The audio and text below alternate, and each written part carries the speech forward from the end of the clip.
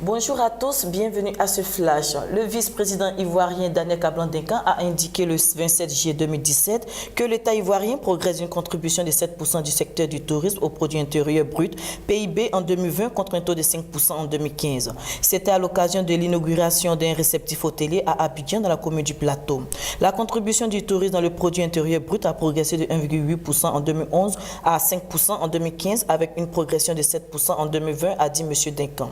À l'horizon 2020, le gouvernement envisage de faire du tourisme le troisième pôle de l'économie du pays afin de donner une force à ce secteur avec la mise en œuvre de projets structurants permettant de positionner la Côte d'Ivoire comme un carrefour touristique régional incontournable.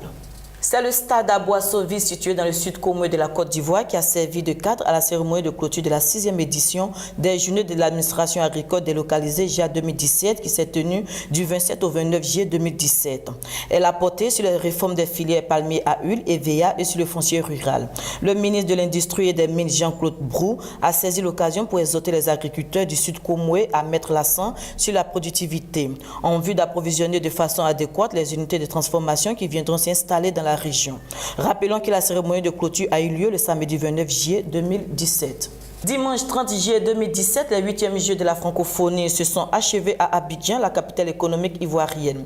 La cérémonie s'est tenue en présence du vice-président ivoirien Daniel Kablan-Dinkan et plusieurs milliers de personnes dans l'enceinte du village des athlètes et artistes. Le président de la République et le gouvernement ivoirien sont heureux et fiers d'avoir relevé cet important défi, a déclaré le vice-président ivoirien Daniel Kablan-Dinkan. En sport, succédant la Côte d'Ivoire championne dans cette discipline en 2013, la France a vu décerner la médaille d'or de basketball féminin au cours des 8e Jeux de la francophonie, samedi 29 juillet 2017 à Abidjan. En effet, les jeunes françaises ont pris le meilleur en finale disputée au Palais des Sports de Trècheville sur leur homologue de Canada-Québec sur le score 73 points à 53. Avec ce sac, la France octroie la médaille en or et le Canada-Québec se content de la médaille d'argent. Pour rappel, c'est le Canada qui organisera les prochains Jeux de la francophonie en 2021. Cristiano Ronaldo, quadruple ballon d'or, a été convoqué lundi 31 juillet 2017 en fin de matinée par la justice espagnole pour s'expliquer sur une fraude fiscale présumée de 4,7 millions d'euros. Notons que cet événement survient un peu de temps après que José Mourinho a été convoqué, puis Ángel María Vilá, président de la Fédération espagnole de football, a été placé en garde à vue. Il est reproché à la star du Real Madrid d'avoir utilisé un montage de société basé à l'étranger pour éviter de payer en Espagne des impôts sur les revenus tirés de contrats publicitaires avec de grandes marques. À l'international, après le tir vendredi 28 juillet 2017 d'un missile intercontinental par la Corée du Nord, le président américain Donald Trump a critiqué samedi 29 juillet l'inaction de la Chine face à son voisin. Dans un message publié sur son compte Twitter, le locataire de la Maison-Blanche s'est dit très déçu par la Chine et a estimé que le pays ne faisait rien pour aider les États-Unis sur le dossier nord-coréen. Il a ajouté qu'il ne permettrait plus à la République populaire de Chine de ne rien faire face à la Corée du Nord.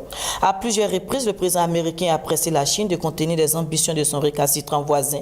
Mais Pékin lui rétorque que le dialogue est le seul moyen de faire influer la position.